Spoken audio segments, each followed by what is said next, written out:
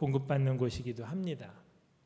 그러나 한편으로는 어떤 사람들에게는 가족이 온갖 상처와 슬픔과 고통의 처소이기도 하고 아주 또 지긋지긋한 곳이기도 하더라고요.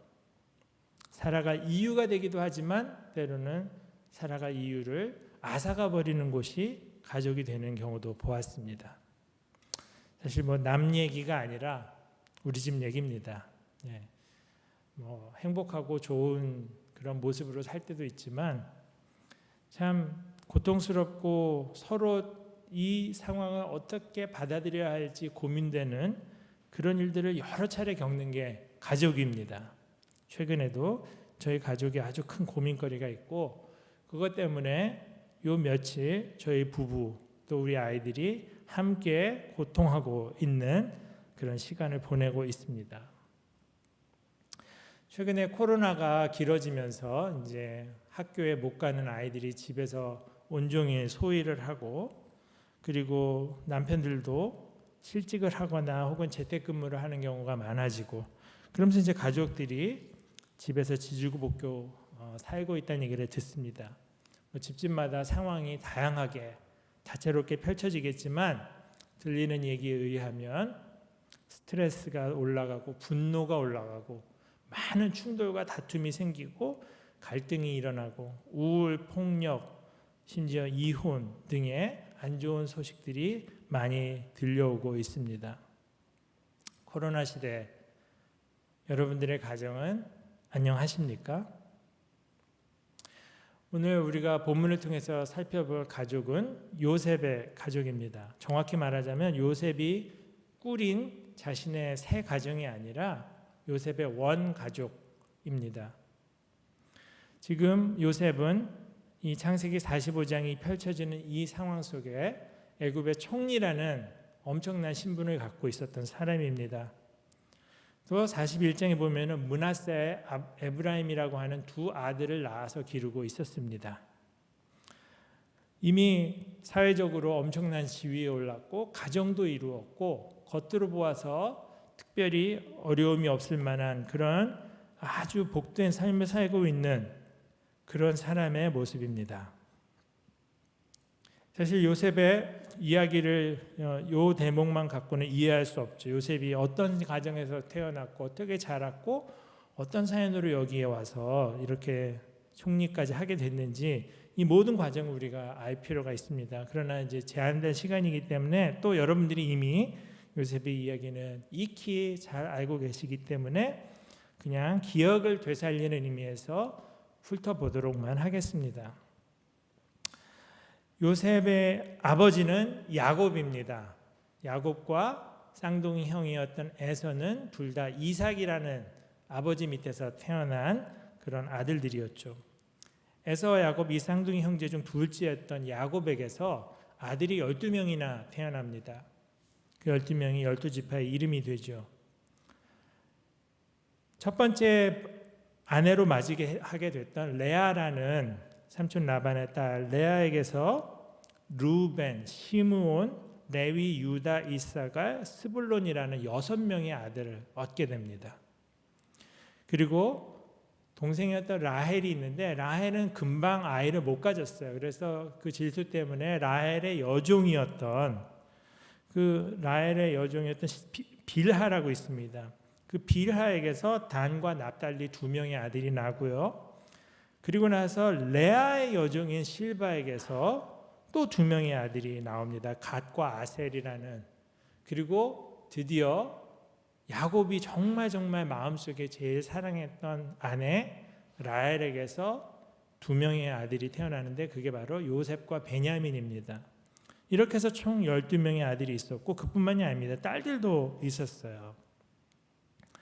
이 2명의 아들 요셉 그리고 베냐민, 특별히 나이가 더 많아져서 얻게 된 이 2 아들, 자기가 특별히 사랑했던 라헬이 낳아준 2 아들, 그리고 베냐민을 낳던 중에 라헬이 힘든 그 산고를 이기지 못하고 결국은 아이를 낳은 후에 죽게 됩니다.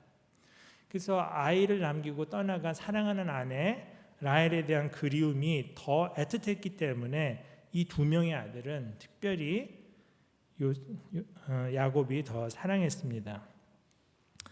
그래서 이제 야곱을 편애하고 싸고 돌고, 그러니까 요셉을 편애하고 싸고 돌게 되죠. 사실 야곱은 어떻게 자랐습니까?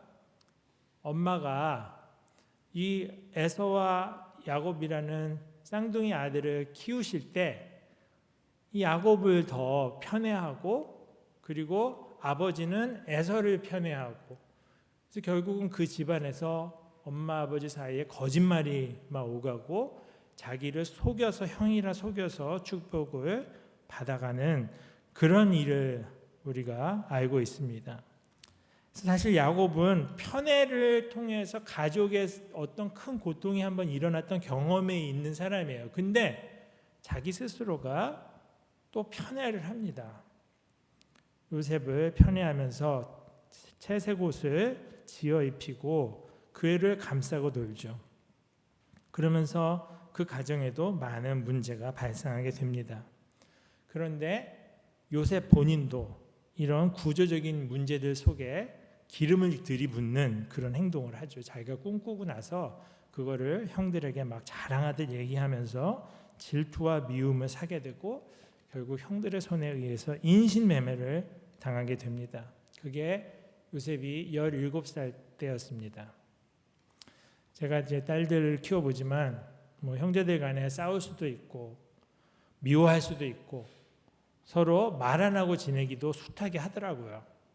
저희 딸들도 그런 우여곡절을 지지고복고를 많이 하고 있습니다. 그러나 죽일 생각, 죽일 모의, 그리고 인신매매를 하는 행동, 이 정도까지 실행에 옮길 정도면 참 얼마나 이 관계가 이복 형제들 간에 깨어지고 망가진 상황인지 알 수 없습니다. 실제로 오늘 본문이 45장인데 이 45장 앞에 내용들을 좀 살펴보면은 이 가정의 문제가 많이 도사리고 있었습니다. 깨어진 가정이죠, 사실은. 먼저 35장 22절을 한번 보겠습니다. 이스라엘은 이제 이 아버지 야곱을 말하는데, 야곱이 이제 그 땅에 거주할 때 르우벤이 첫째 아들이 가서 그 아버지의 첫 빌하와 동침함에 이스라엘이 이를 들었더라. 아들이 아버지의 첫 빌하를 범하는 그 소식을 아버지가 들었어요. 근데 듣고 끝이에요. 이거 가지고 어떻게 반응했다, 어떤 일이 있었다가 전혀 기록이 되어 있지 않습니다. 정말 요즘 막장 드라마에도 나올까 말까 한 그런 장면이 이 집안에서 버젓이 일어나고 있는데 그걸 전혀 다루질 않고 있습니다. 37장 3, 4절에 보니까 아까 말씀드린 내용입니다. 요셉은 노년에 얻은 아들이므로 이스라엘이 여러 아들들보다 그를 더 사랑함으로 그를 위하여 채색옷을 지었더니 그의 형들이 아버지가 형들보다 그를 더 사랑함을 보고 그를 미워하여 그에게 편안하게 말할 수 없었더라. 말이 곱게 안 나가는 거죠. 말에 가시가 돋쳐 있었고 미움이 있었습니다. 37장 8절에 그의 형들이 그에게 이르되 내가 참으로 우리의 왕이 되겠느냐, 참으로 우리를 다스리게 되겠느냐 하고 그의 꿈과 그의 말로 말미암아 그를 더욱 미워하더니, 더욱 미워한 거예요. 원래 미워했는데 더 미워하는 이유가 되었습니다. 37장 11절에 보니까 그의 형들은 시기하되 그의 아버지는 그 말을 간직해 두었더라. 그러니까 아버지의 태도는 계속해서 요셉을 기특하게 보고 싸고 돌고 그러는 거죠. 이 편에는 계속해서 형들의 미움과 질투를 자극하게 됩니다.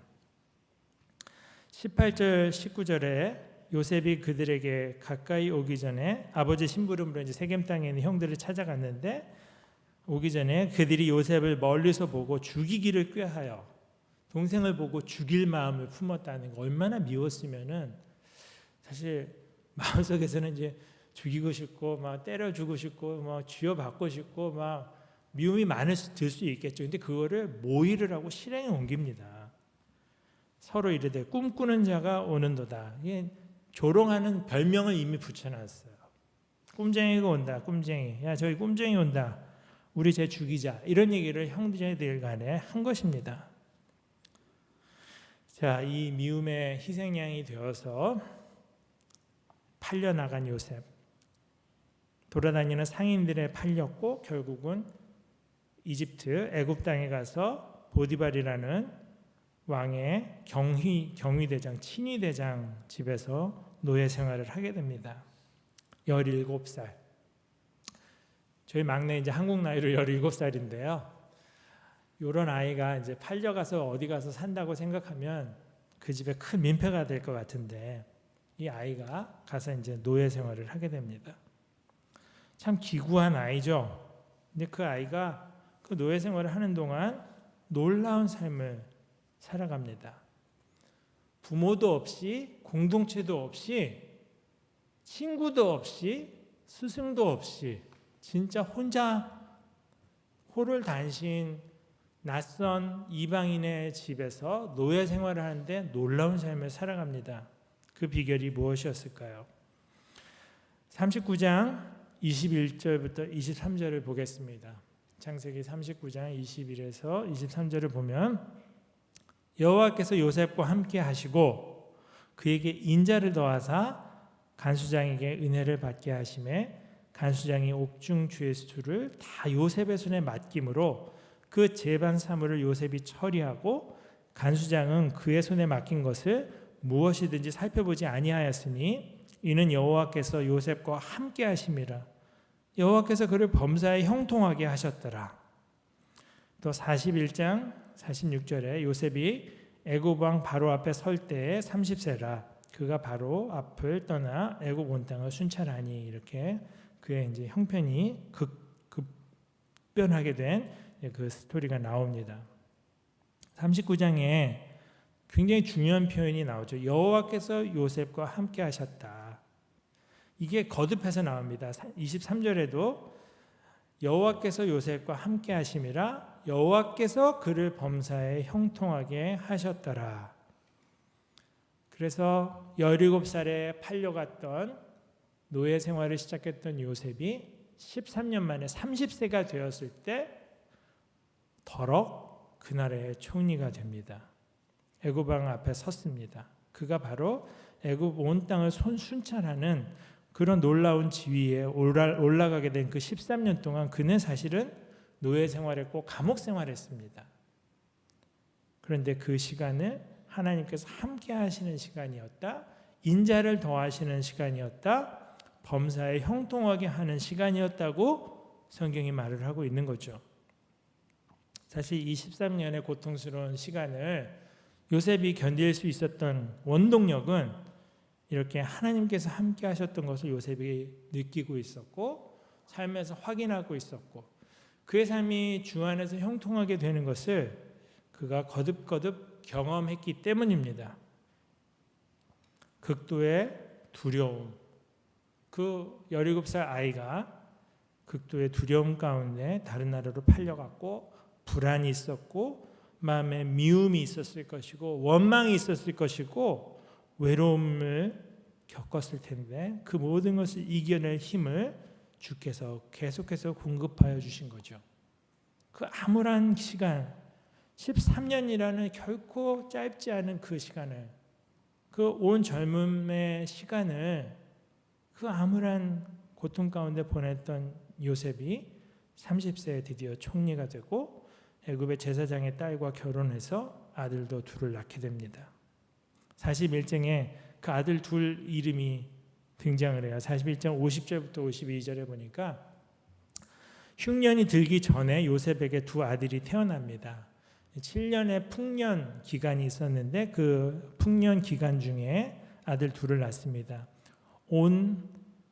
온이라는 제사장이 있었는데 온의 제사장 보디베라의 딸 아스낫, 이제 요셉의 부인 이름입니다. 아스낫이 그에게 아들을 둘을 낳았는데 장남을 므낫세라고 지었고 그다음에 차남은 에브라임이라고 지었다고 했습니다. 므낫세는 하나님이 내게 내 모든 고난과 내 아버지의 온 집 일을 잊어버리게 하셨다.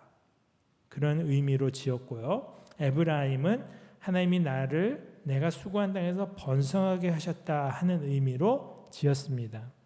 므낫세는 잊어버리다, 기억을 잊다 그런 뜻의 단어이고요. 에브라임은 두 배의 결실, 풍성한 소출, 풍성함이라는 뜻입니다. 이 이름을 이렇게 지은 걸 보면 사실은 그가 참 고통스러운 과거를 안고 살았다는 것을 알 수 있죠.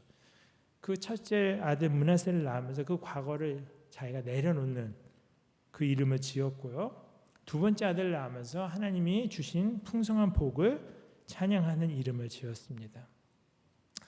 이렇게 이제 행복을 맛보며 살던 중에 드디어 흉년이 시작됐습니다. 흉년이 2년째가 됐어요.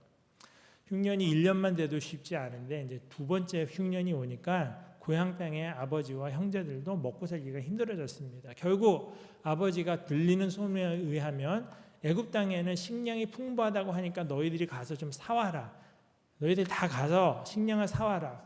막내만 놔두고 가라. 막내는 혹시라도 무슨 일이 있으면 안 되니까 불안해서 아버지가 요셉을 이르는 마당에 베냐민까지 이룰 수 없다고 해서 나머지 형제들을 보내서 드디어 고향 땅에서 형들이 찾아와 식량을 구하는 상황이 42장에서부터 펼쳐집니다.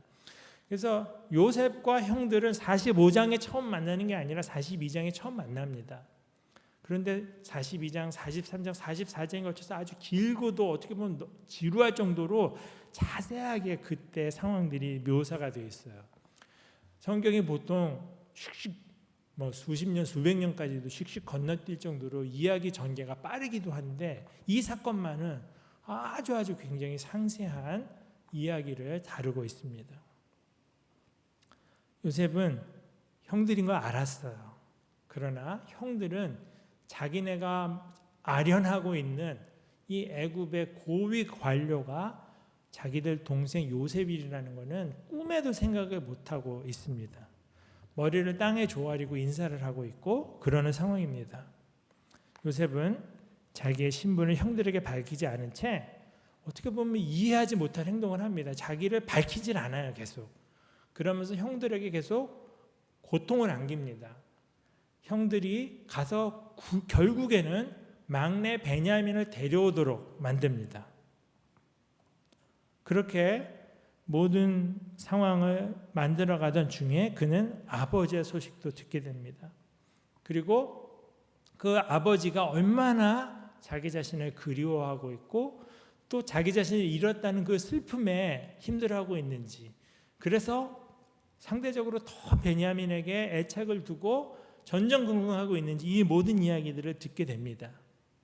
형들이 막 공포 속에서 자기네들에게 어떤 피해가 떨어질까 봐 그런 이야기들을 다 요셉에게 하면서 통사정을 하는 대목에서 그런 이야기들을 다 듣게 됩니다. 그 상황에서 오늘 45장 1절 이야기가 시작되는 것입니다. 그 모든 이야기를 듣자 드디어 요셉은 시종하는 자들 앞에서 그 정을 억제하지 못합니다. 자기 감정이 더 이상 억제가 안 되는 거예요. 그래서 이 슬픔을 감당하지 못한 요셉은 갑자기 소리를 지릅니다. 다 나가라고. 그러니까 옆에서 시종 들린 사람들, 다른 일을 보조하던 사람들이 얼마나 놀랐을까요? 뜬금없이 요셉이 갑자기 소리를 질러서 다 나가라고 그러고 그 방 안에는 요셉과 형들만 남게 되었습니다. 베냐민을 데려왔는데 베냐민까지 해서 남게 되었습니다. 그러면서 형제들에게 드디어 자기를 알립니다. 그때 그와 함께한 사람은 없었습니다. 그 방에는 오직 형제들만 있는 거예요. 그리고 나서 2절에 보니까 요셉이 큰 소리로 울었습니다. 그 우는 소리가 바깥 애굽 사람들에게 들렸고 바로의 궁중에 그 우는 통곡을 했기 때문에 그 우는 소리가 들렸다는 거죠. 그리고 요셉이 형들에게 다시 한번 말합니다. 나는 요셉이다. 내 아버지께서 아직 살아계신 게 분명합니까? 물어요. 형들이 너무너무 놀래가지고 대답을 못합니다. 이게 지금 대답 못한다는 게 3절에 나오거든요. 그 앞에서 놀라서 대답을 못했는데 언제 가서 형들이 그제야 말하냐면 15절에 가서 형들이 그제야 입을 열어서 말합니다. 너무너무 놀라가지고 한마디도 못하는 얼어붙은 상황이 되어버렸어요. 그렇게 해서 충격을 받은 형들이 마음을 진정하고 입을 열기까지 한참의 시간이 걸렸다는 거죠. 슬픔이 엄청나게 컸습니다. 그리고 나서 이 슬픔을 여기서 이제 여러 대목에서 볼 수 있는데, 오늘 사실은 여기 앞에 1, 2, 3절에도 슬퍼하는 장면이 나오지만 뒤에 14절, 15절에도 보면 또 형들을 끌어안고 입을 맞추면서 또 동생 베냐민을 끌어안고 목을 안고 울었어요. 그러니까 이렇게 목을 꽉 부둥켜 안은 거죠. 그리고 동생 베냐민도 요셉의 목을 안고 웁니다. 이 형제들이 엉엉 우는 거죠. 저는 이 대목을 보면은 이산가족 상봉하는 장면 꼭 떠오릅니다. 얼마나 참 엄혹한 이별을 겪었던 사람들입니까? 우리 민족이. 저희 아버님도 이산가족이셨고요. 평생 그리워하던 가족을 결국 못 만나고 돌아가셨는데, 그렇더라도 저는 한 번도 보지 못했던 북한의 친척들을 만난다면 이런 감정일 것 같아요. 아무 말 못하고 그냥 한없이 울게 되지 않을까 생각합니다. 그 슬픔을 표출하면서 이렇게 우는 장면을 보게 됩니다. 저는 이 장면을 보면서 오늘 이 본문에서 첫 번째로 나누고 싶은 그 이야기가 이것입니다. 하나님이 우리가 살아갈 때 고통을 이길 수 있는 은혜를 주시죠. 이해 못할 슬픔을 겪고 이해 못할 고난을 겪고 감당하기 어려운 그런 어두운 시간을 보낸 우리들에게 하나님이 은혜를 주셔서 그 은혜로 인해 어려움도 이기고 돌아보면 감사할 것들이 막 생기고 그 고난마저도 축복이었다고 고백하는 때가 옵니다. 그러나 여전히 우리 마음에 슬픔과 아픔은 남아있고, 그것이 이 요셉의 모습에서처럼 표출될 때야 비로소 그 아픔에서 자유로워지고 우리에게 아픔을 주었던 사람을 진정으로 용서할 수 있게 된다는 것을 보게 됩니다. 사실 요셉의 슬픈 감정은 여기에서만 드러난 게 아니에요. 43장 30절에 보면 요셉이 동생 생각할 때 너무너무 막 슬픔이 올라와가지고 요셉이 아우를 사랑하는 마음이 복받쳐서 급히 울 곳을 찾아 안방으로 들어가서 울고 라는 표현이 등장합니다. 요셉은 남부러울 것 없이 놀라운 삶을 살고 있었지만 형들이 찾아와서 동생 얘기를 들으니까 동생 생각이 나면서 자기 감정을 주체를 못해서 사람들 앞에서는 울 수 없었고, 그때는 자기 방에 가서 울고 나왔습니다. 요셉은 사실 잘 살고 있었어요. 행복을 누리고 있었습니다. 애들이 지금 어렸을 거예요. 지금 어린아이 키우는 사람들은 아시겠지만 우리 안성준 목사님 예를 들면 얼마나 예쁩니까? 아이를 보고 싶은 마음, 아이 때문에 얻는 행복이라는 게 이게 이루 말할 수 없는 거거든요. 그런 아들 둘을 키우고 있었던 요셉, 행복하고 풍요로웠을 것입니다. 정서적으로도 어디 하나 왜곡된 게 없을 만큼 행복했을 거예요. 근데도 불구하고 요셉에게 탁 건드려지니까 그 슬픔이 터져 나오는 거죠. 그의 마음 깊은 곳에는 여전히 아픔이 있었다는 것. 사실 우리는 전혀 아무렇지도 않은 듯 일상생활 할 때가 많이 있습니다만, 우리 마음 깊은 곳에 있었던 상처는 어떤 계기가 되면은 다시 올라오는 것들 우리가 사실 많이 경험합니다. 우리 아픔이 우리 마음에 머물러 있고 상처가 그대로 남아있는 경우가 많습니다. 다른 은혜 때문에, 감사의 제목들 때문에 거기에 우리가 좀 견딜 힘도 생겼고 그리고 받아들이게도 되었지만, 어느 순간 우리는 주님 앞에서 이거를 솔직하게 꺼내서 그 아픔을 주님 앞에서 해소하는 그 시간을 꼭 가질 필요가 있다는 것입니다. 계속해서 넣어두지만 말라는 거죠. 요셉은 형들이 찾아오는 이 일을 통해서 자기 마음속에 오랫동안 덮여 있었던 그 깊고 깊은 슬픔을 다시 한번 꺼낼 기회를 가졌고 그거를 표현하고 있습니다. 표현된 슬픔은 그 다음부터는 우리에게서 더 이상 지배력을 갖지 못한다는 거죠. 그로 인해서 그는 슬퍼하고 탄식하고 애통하고 그 다음에 자유로워질 수 있었던 것입니다. 또 하나 오늘 본문을 통해서 나누고 싶은 이야기가 있습니다. 요셉은 이제 인생을 새롭게 쓸 수 있게 됐습니다. 요셉이 하는 말을 한번 볼까요? 5절에 당신들이 나를 이곳에 팔았다고 해서 근심하지 마소서, 한탄하지 마소서. 하나님이 생명을 구원하시려고 나를 당신들보다 먼저 보내셨나이다. 사실 4절에 나는 형들한테 이제 자기소개할 때 나는 당신들의 아우 요셉이니 당신들이 애굽의 판자라. 이거 진짜 약간 뭐랄까요? 뼈 때리는 말이라고 요즘 있잖아요.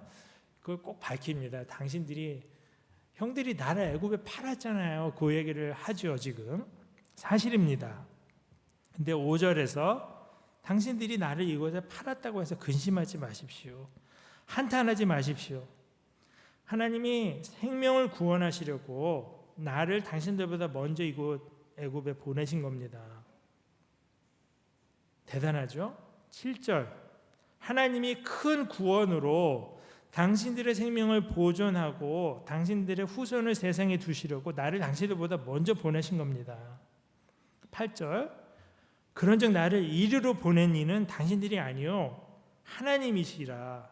하나님이 나를 바로에게 아버지로 삼으시고 그 온 집안의 주로 삼으시며 애굽 온 땅의 통치자로 삼으셨나이다. 9절 당신들은 속히 아버지께로 올라가서 이 아뢰기를 아버지의 아들 요셉의 말에 하나님이 나를 애굽 전국의 주로 세우셨으니 지체 말고 내게로 내려오사.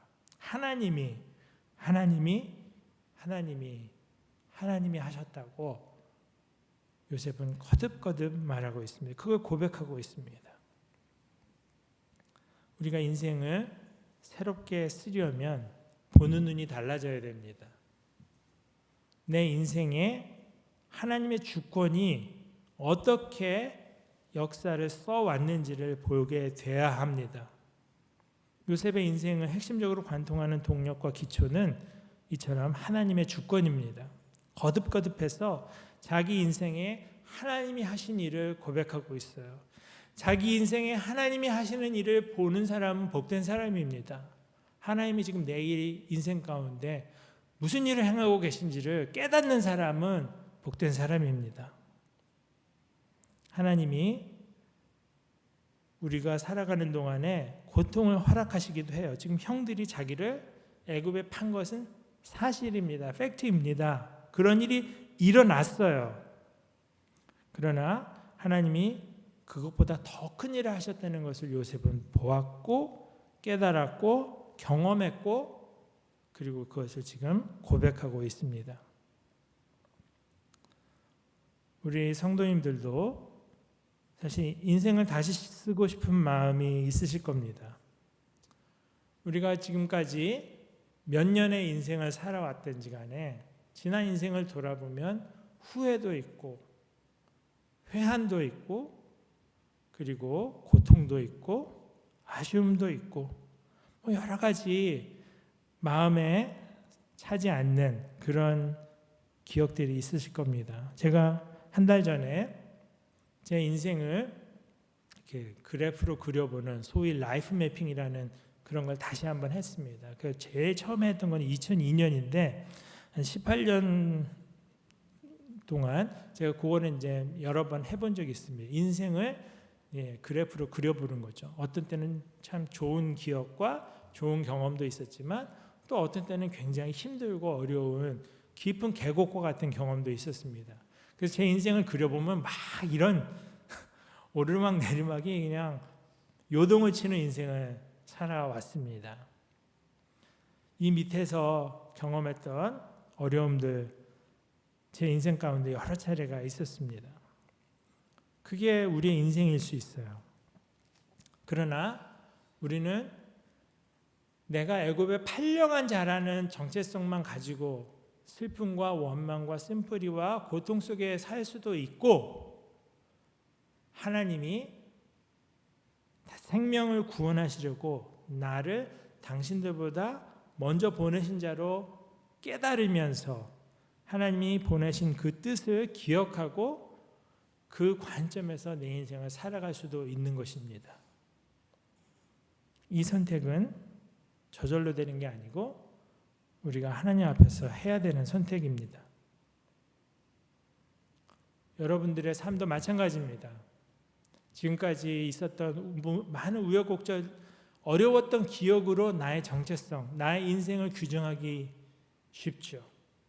그러나 그때마다 함께 하셨던 하나님의 손길이 내 인생을 규정하는 진정한 힘이라는 것을 기억하고 그렇게 내 인생을 만들어갈 책임이 그 선택을 해야 할 그런 몫이 우리에게 있다는 것입니다. 요셉은 참 특별한 은혜를 받은 사람인 것은 분명해요. 우리가 다 요셉같이 드라마틱한 인생을 살지는 않습니다. 그런 한 가지 분명한 것은 요셉은 그런 의미에서 드라마틱한 정말 극적인 하나님의 손길을 경험한 사람인 것은 틀림없으나 한 가지 분명한 것은 우리 모두가 요셉과는 다른 형태로 하나님의 손길을 경험하고 살아갈 하나님의 자녀들이라는 것입니다. 고아처럼 살지 말자는 거죠. 하나님이 나를 버리신 것처럼 원망하고 살지 말자는 거죠. 비록 현재 내 눈에는 고통스러운 현실이 더 많이 보일지라도 우리의 영이 주님의 손길을 바라보면서 지금 이 상황 가운데 내 현실 가운데 무슨 일을 하고 계신가를 주목해 볼 수 있기를 바랍니다. 그래야 내 인생을 새롭게 쓸 수 있는 것입니다. 코로나가 쉽게 가지 않네요. 오늘도 성도님들이 예배당을 찾지 못한 채로 온라인 예배만 드리게 되었습니다. 이것이 우리 생업에 미치는 타격도 굉장히 큽니다. 우리 가족 생활에 미치는 영향도 크고 우리 아이들 학교 생활에 미치는 영향도 큽니다. 아까 초두에 말씀드린 것처럼 저희 가족도 집에서 이전에 겪지 않았던 수많은 우여곡절들을 겪고 살고 있습니다. 앞으로도 언제 이게 끝날지 모른다니 징글징글합니다. 그러나 우리의 그 가족들과 함께 새롭게 살아갈 수 있는 관점과 또 용기를 얻었으면 좋겠습니다. 요셉이 형들을 진정으로 용서할 수 있었던 그 이면에는 하나님이 나를 이곳에 보내셨다는 깊은 깨달음이 있었기 때문입니다. 지금 이 코로나 상황 속에서 이해할 수 없는 수많은 일들을 겪는 우리에게 하나님이 무슨 이유로 이 일을 겪게 하시는지, 어떤 생명과 어떤 구원의 경험을 하게 하시려고 이 일을 겪게 하고 있는지 우리는 모릅니다. 하지만 그걸 붙들어야죠. 그래서 하나님이 우리를 구원하시려고, 하나님이 우리를 더 나은 것으로 인도하시려고 이 일을 겪게 하신다는 그 깨달음 가운데 하루하루 견디고 특별히 다른 사람들을 용납하고 용서하고 또 함께 살아가야 되겠습니다. 그러기 위해서는 하나님 앞에서 내 마음이 하나님을 찾고 또 하나님의 은혜에 반응하는 마음으로 변화될 필요가 있습니다. 요셉에게 이 13년의 고통스러운 기간이 축복이 될 수 있었던 한 가지 이유가 그거죠. 하나님이 그를 붙들고 계시다는 것을 보고 그것 때문에 마음을 내려놓을 수 있었던 것이 요셉에게는 13년의 저주가 축복으로 변하는 비결이 되었던 것처럼 지금 코로나 시대에 참 끝이 언제 날지 모르겠는 이 시기를 보내는 성도님들도 요셉과 같은 마음으로 하루하루를 견디시고 또 하루하루 주님의 도우시는 손길을 경험하고 그래서 내 고통을 주님 앞에 표현하고 가족들과 함께 또 이웃과 함께 새로운 힘을 얻어 살아가는 그런 나눔교회 성도들이 되시기를 주님의 이름으로 축원합니다. 같이 찬송하고 다음에 또 좀 말씀 생각하면서 기도하는 시간 갖도록 하겠습니다. 내 영혼이 은총 입어. 찬송가 438장입니다.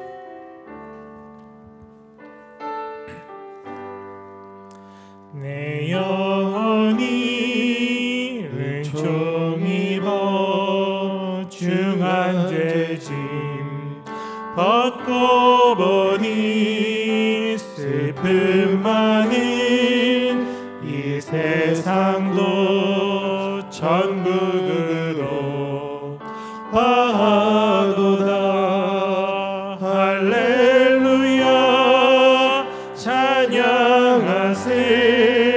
내 모든 죄 사함 받고 주 예수와 동행하니 그 어디나 하늘나라 주의 얼굴 뵙기 전에 멀리 뵈도 하늘나라 내 마음속에 이뤄지니 날로 가깝도다. 할렐루야 찬양하세. 내 모든 죄 사함 받고 주 예수와 동행하니 그 어디나 하늘나라 높은 산이 거친 들이 조막이나 궁궐이나 내 주 예수 모신 것이 그 어디나 하늘나라. 할렐루야 찬양하세.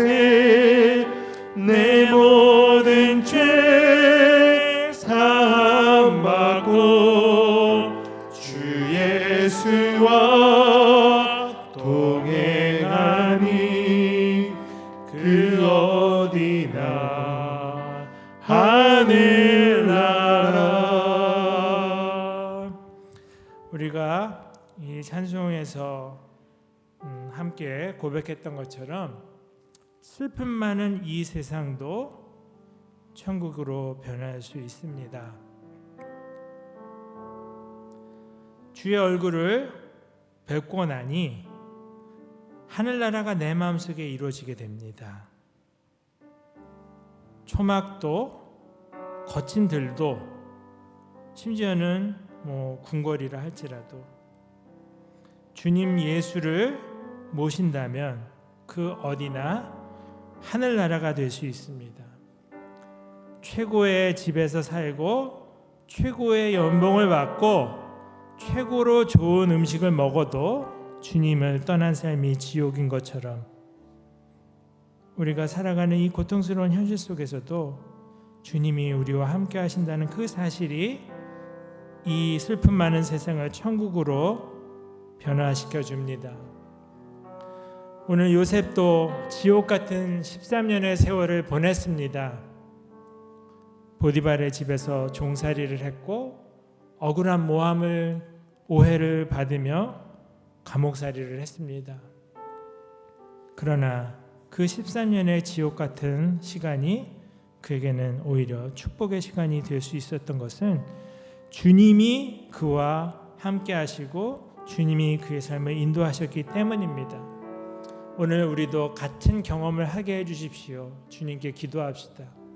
우리로 하여금 고통하게 만드는 여러 현실들을 주님 앞에 고백하면서 주님, 슬픔 많은 이 세상도 천국이 되게 하여 주십시오.